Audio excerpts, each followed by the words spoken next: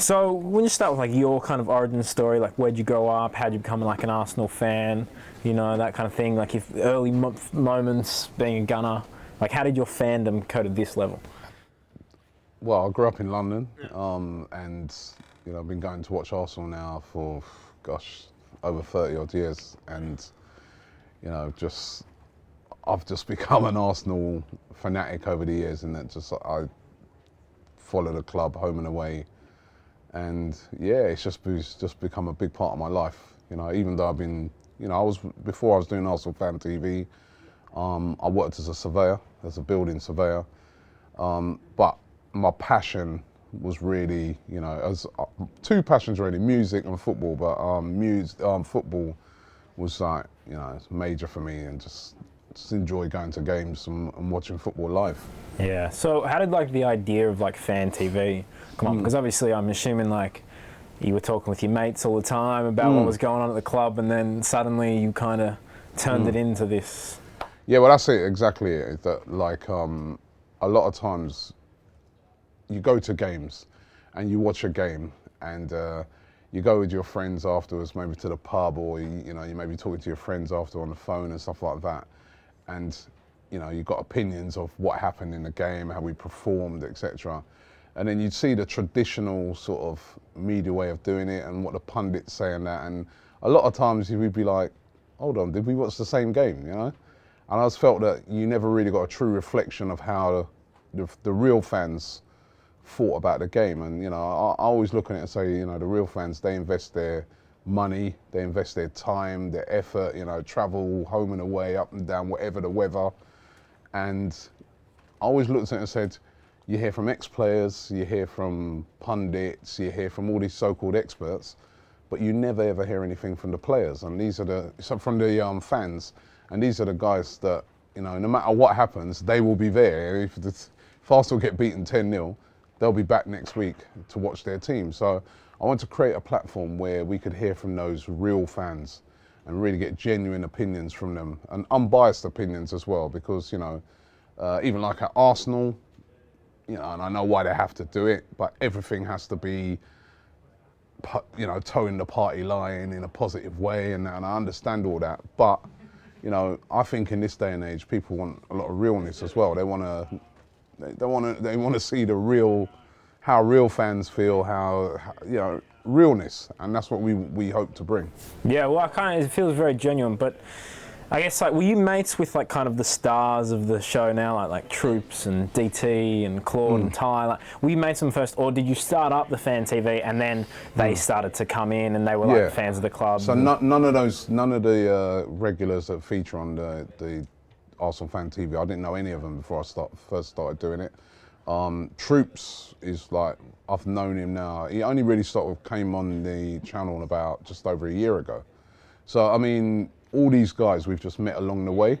I don't even really, when I go to games at home, I've got a season ticket, I don't really sit with those guys, you know. I mean, I sit in another area, they sit in different parts of the ground. So, no, they've just been guys that have come on, and because they've got pretty strong opinions and they've got quite good characters, you know, they've become, you know, people of like, once they've come on, people are like, oh, I want to hear from that guy again. And I suppose when they've read comments and stuff like that, they've decided that, oh, I'd want to come back again and do another interview, because they're quite charismatic guys. But none of the people really that feature on the channel I knew before. Met them all through doing Arsenal FanTV.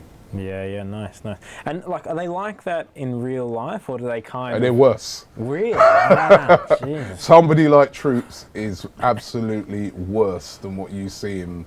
That's a toned, to me, I think he is possibly toned down. Sometimes when you see him on there, he is absolutely, if you sometimes with that guy, he's such a passionate fan. He really knows his football, he really does, but he just loses it. You know, it's just, and Claude as well, he's another one that I find really, he's really funny in that he's like, he loses it. I mean, the amount of times he told me last season that he's not coming back, he'd be like, oh, Robbie, that's it. You won't see me next week. I'm done. I'm never coming to Arsenal again. I've had enough of these guys. It's been too many years of pain. So, okay, Claude, yeah. And then the next week you see him, I go, what? I thought you said you weren't coming back. Has he got Yeah, you know what it's like, Robbie. You can't do without these lot, man. And, you know, they make me sick, but I'm back here. When did it start to get like crazy popular, and what was that like? I think it's about a couple of seasons ago. We did, it was the first day of the season, and we was playing Aston Villa, and we got beat by Aston Villa, and we did an interview with this guy called Chris Hudson, and like he was pretty upset with the performance, and like the interview that he did went viral. I mean, we was already quite successful before then, but I think that's the one that sort of like really brought us lots of attention, and then a lot of people started really sort of getting into sort of watching what we do every week. But I think that was probably the moment where it went from sort of like being quite popular to being like, you know, mega popular sort of thing. And like, how did that change your operation? Did you kind of like, okay, now we're at a different level. Do we change the way we do things, or?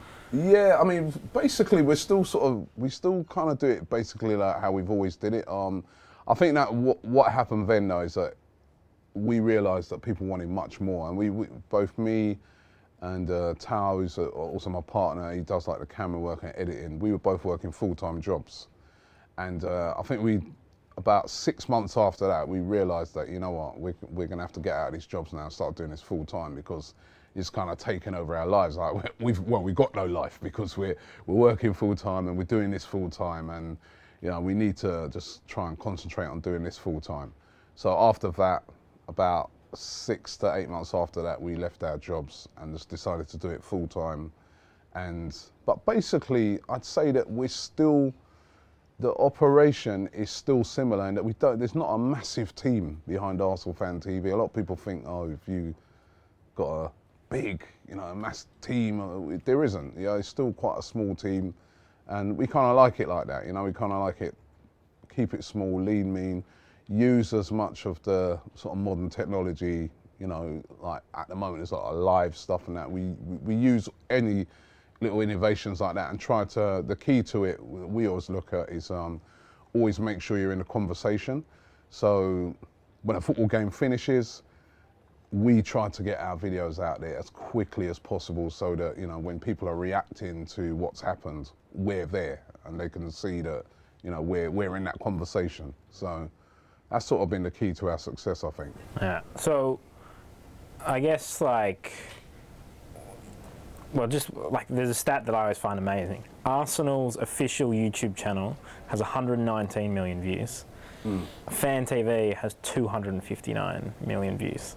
What is it like to almost be only in that space, but in that space bigger than like the club, become this massive institution? Yeah, it's pretty cool. But I mean, we don't really look at Arsenal's stats. I mean, we always just look at it and say, listen, let's just try and build the biggest, you know, best channel we can possibly do. So, I mean, we don't have the access to players, for instance, that they have. I mean, they can wheel out Mesut Ozil, Sanchez, people like that. We can't. You know, I mean, it's very difficult for us to get interviews with those guys. You know, footballers are notoriously hard to get nailed down to doing the interviews with. So we've not even really interviewed many footballers in the time that we've been doing this. But we're just like, let's concentrate on the fans. So like we're over in Australia at the moment.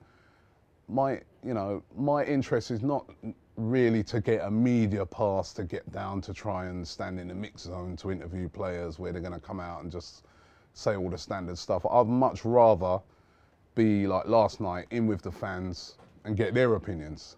You know, I enjoy that more.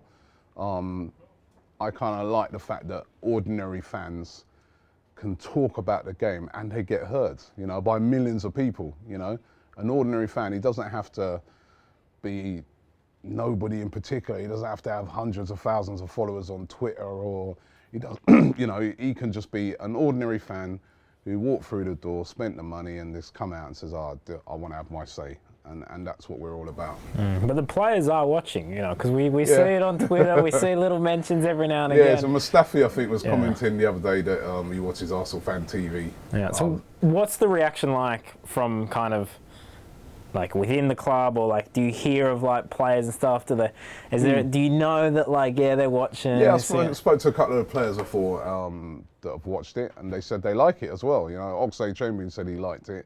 I've spoken to people at Arsenal, and they don't really have any problem with us. You know, they say I've spoken to Ivan Gazidis before, and he said to me, "Listen," he goes, "fair play to you guys. You know, you do it in a professional way. I know that we sometimes get a bit of stick on it, but he goes, you know, at the end of the day, you're giving the fans a voice, giving them an opinion." And he goes, "Listen, I'm all for that." So, well, I think, you know, I wouldn't say us and the club are like really close and linked, but we have we have a relationship where we recognise each other. They know that with us, despite the fact that maybe sometimes the club and players might get criticised, the fans that come on and us as well, we want the best for the club. We just want to be the best. We love Arsenal. You know, we'll be there week in, week out, and that's you know, we just got a passion for the club. So, well, just with all this kind of like popularity, and it's just gone mega.